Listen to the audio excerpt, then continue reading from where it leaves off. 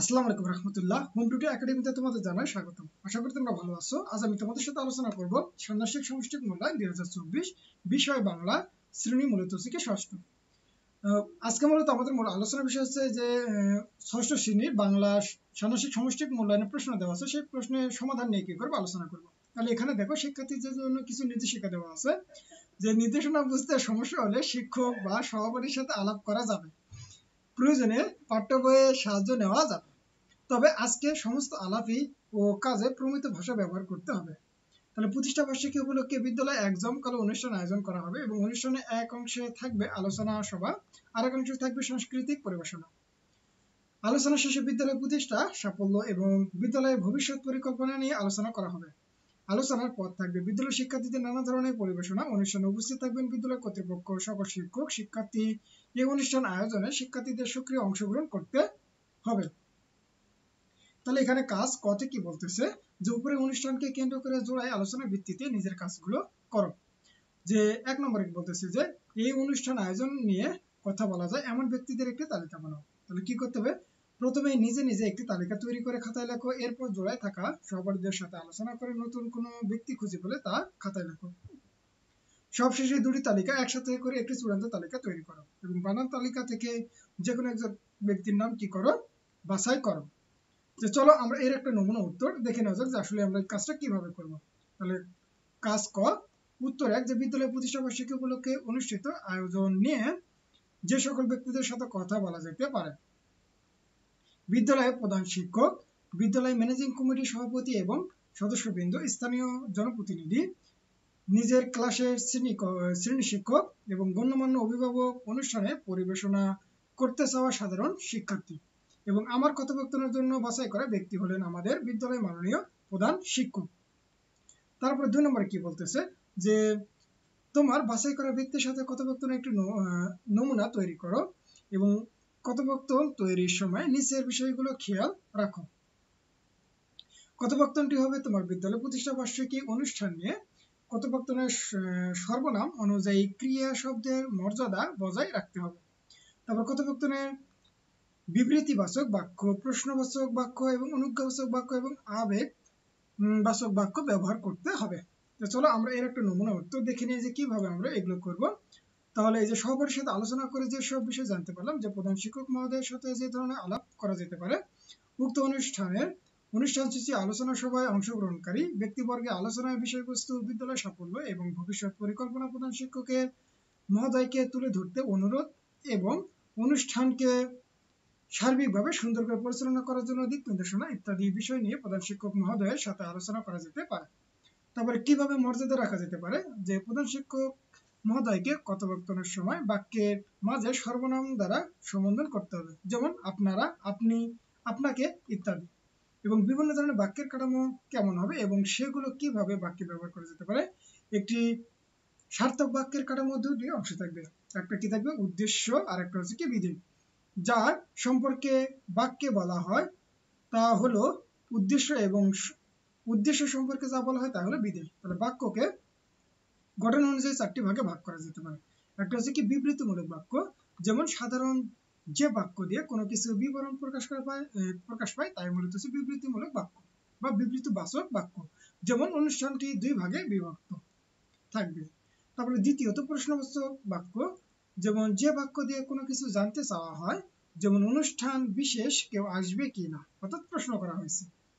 তারপরে অনুজ্ঞাসূচক বাক্য, অর্থাৎ যে বাক্য দিয়ে আদেশ, নির্দেশ, অনুরোধ, প্রার্থনা ইত্যাদি বোঝায় তাকে আমরা কি বলবো, অনুজ্ঞাবাচক বাক্য, যেমন অনুষ্ঠানে কেউ ঝামেলা করবেন না। তারপরে আবেগবাচক বাক্য, যে বাক্য দ্বারা সুখ, দুঃখ, ভয়, করুণ ইত্যাদি প্রকাশ পায়, যেমন হুররে, একটি ড্যান্স থাকলে ভালো হতো। তাহলে আশা করি তোমরা এতটুকু বুঝতে পারছো। এইবার তারপরে কি বলতেছে, যে কথোপকথনটি লিখতে গিয়ে নিজের বাছাই করা ব্যক্তির সাথে কি ধরনের আলাপ করা যেতে পারে বা কি মর্যাদা বজায় রাখা যায় এবং বিভিন্ন ধরনের বাক্য কাঠামো কেমন হবে এবং কিভাবে এগুলো লেখায় ব্যবহার করা যায়, এগুলো নিয়ে সহপাঠীর সাথে আলোচনা করা যেতে পারে, অর্থাৎ যেগুলো আমরা দেখলাম। এবার নমুনা কথোপকথনটি লেখার আগে বন্ধুদের সাথে আলোচনা করে তুমি কি কি বিষয় জানতে পারলে বা মূল কথাগুলো সংক্ষেপে লিখতে হবে। তো চলো আমরা এই নমুনা কথোপকথন একটু দেখে নেওয়া যাক। যে শিক্ষার্থী, আসসালামু আলাইকুম স্যার, আসতে পারি? প্রধান শিক্ষক ওয়ালাইকুম আসসালাম, আসো আসো। তাহলে শিক্ষার্থী কি বলতেছে যে স্যার আমাদের বিদ্যালয় প্রতিষ্ঠা বার্ষিকী অনুষ্ঠান নিয়ে কিছু কথা বলার ছিল। প্রধান শিক্ষক বলতেছে হ্যাঁ অবশ্যই, বলো বলো। তাহলে শিক্ষার্থী বলতেছে যে আমাদের অনুষ্ঠানের সভাপতি হিসাবে আপনি থাকবেন স্যার, এবং বিদ্যালয়ের সার্বিক উন্নতি এবং ভবিষ্যৎ পরিকল্পনা নিয়ে আপনি বক্তৃতা উপস্থাপন করবেন। তাছাড়া উক্ত অনুষ্ঠানের জন্য আমাদের জন্য আপনি কিছু দিক নির্দেশনা দিলে ভালো হয়। অর্থাৎ এইরকম আমরা নমুনা কিছু কথাবার্তা বলতে পারি। তারপরে এবার খ থেকে বলতেছে কাজ খ, যে এবার তুমি পরিবেশনা অনুষ্ঠানে কিভাবে অংশগ্রহণ করতে চাও তা নিয়ে একটি ছোট অনুচ্ছেদ লেখো। হতে পারে তুমি এই অনুষ্ঠানে গান, কবিতা, আবৃত্তি বা নাচ পরিবেশন করতে কিংবা অনুষ্ঠান উপস্থাপন করতে চাও। তাহলে অনুচ্ছেদটি 100টি শব্দের মধ্যে লেখা যেতে পারে। তাহলে খেয়াল রাখো যে তোমার লেখা অনুচ্ছেদ যেন অন্তত 5 শ্রেণীর শব্দের ব্যবহার থাকে এবং এই অনুচ্ছেদে যেন অন্তত 5 ধরনের জ্যোতিচিহ্নের ব্যবহার থাকে। তো চলো আমরা এর একটা নমুনা উত্তর দেখে নেওয়া যাক। তাহলে আমরা মূলত এখানে দেখো যে এই প্রধান শিক্ষকের সাথে আরো কিছু কথাবার্তা আছে, যে তারপরে তিনি কি বলতেছেন যে প্রধান শিক্ষক বলছে অবশ্যই আমার জন্য খুবই গর্বের বিষয় হবে যে আমি উপস্থাপন করতে পারলে আমার মতে একটু ভিন্নধর্মী কিছু করলে ভালো হয় এবং উক্ত সাংস্কৃতিক অনুষ্ঠানে যেমন তোমরা একটি নাটিকা উপস্থাপন করতে পারো। তবে শিক্ষার্থীকে বলতেছে যে হুররে, সাধারণ পরিকল্পনা স্যার, এবং আপনি যদি নাটকটি লিখে সাহায্য করেন দয়া করে তাহলে আমাদের জন্য কাজটি সহজ হয়ে যাবে। তাহলে প্রধান শিক্ষক কি বলতেছে যে অবশ্যই সাহায্য করব এবং আমাকে তোমরা একটি নির্দিষ্ট সময় দাও এবং আমি সাহায্য করব। তাহলে শিক্ষার্থী কি বলতেছে যে আমরা আপনাকে জানাবো স্যার, আমাদের অনুষ্ঠানে স্থানীয় জনপ্রতিনিধি আসবেন কি, তাহলে আমরা তার জন্য আলাদা সম্বোধন ব্যবস্থা করব। প্রধান শিক্ষক বলতেছেন যে তিনি রাজি হয়েছেন, অবশ্যই আসবেন তিনি। তাহলে আশা করি তোমরা এতটুকু বুঝতে পারছো। এবার আমরা যে খ নম্বর অনুচ্ছেদে আমরা আমাদের কি করতে বলতেছে যে এবার তুমি পরিবেশনা অনুষ্ঠানে কিভাবে অংশগ্রহণ করতে চাও তার একটি ছোট অনুচ্ছেদ লেখো। হতে পারে সেটা তোমার হচ্ছে গান, কবিতা, আবৃত্তি বা নাচ পরিবেশন কিংবা অনুষ্ঠান উপস্থাপনা করতে চাও। তাহলে এই অনুচ্ছেদটি মূলত হচ্ছে কতটি হবে, 100টি ওয়ার্ডের মধ্যে হবে এবং এখানে মূলত 5 ধরনের জ্যোতিচিহ্নের কি থাকবে, ব্যবহার থাকবে এবং 5 শ্রেণীর শব্দের ব্যবহার থাকবে।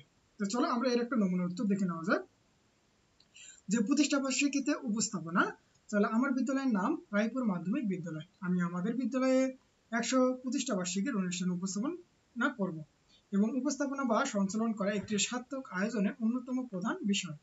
তাহলে একটি সুন্দর উপস্থাপনা অনুষ্ঠানকে করে তোলে প্রাণবন্ত, করে তোলে সাফল্যমণ্ডিত এবং আমাদের অনুষ্ঠানে দুটি ভাগ রয়েছে, যথা আলোচনা সভা এবং সাংস্কৃতিক অনুষ্ঠান। তাহলে আলোচনা সভায় বিদ্যালয়ের প্রধান শিক্ষক সহ অন্যান্য শিক্ষকবৃন্দ, গণ্যমান্য ব্যক্তিবর্গ এবং অতিথিবৃন্দ এবং অভিভাবকদের প্রতিনিধিগণ আলোচনা করবেন এবং সকলকে সর্বনাম ব্যবহার করে মর্যাদা বজায় রেখে সম্বোধন করা উপস্থাপকের কাজ এবং আমি মর্যাদা বজায় রাখার জন্য মানি এবং সর্বনাম ব্যবহার করে সকলকে সম্বোধন করব এবং পুরো অনুষ্ঠানে আমি একা উপস্থাপন করতে না পারলে আমার বন্ধু শাকিল বা শামীম আমার স্থলাভিষিক্ত হবেন। আশা করি আমি একটি সুন্দর অনুষ্ঠান সকলকে উপহার দিতে পারবো। তাহলে আশা করি তোমরা এতটুকু বুঝতে পারছো।